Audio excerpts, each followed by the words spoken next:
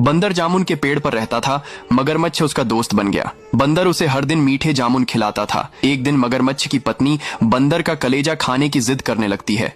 बेबस मगरमच्छ बंदर के पास जाता है और उसे खाना खाने के बहाने अपने घर ले जाता है। और मगरमच्छ रास्ते में बंदर को बताता है कि उसकी पत्नी उसका कलेजा खाना चाहती है। बंदर घबरा जाता है और चालाक बंदर मगरमच्छ से कहता है कि मैं अपना कलेजा तो पेड़ पर ही छोड़ आया, चलो वापस चलते हैं। मूर्ख मगरमच्छ बंदर को वापस ले आता है और बंदर तुरंत पेड़ पर चढ़ जाता है और बंदर की जान बच जाती है। फिर भी लाइक सब्सक्राइब नहीं किया।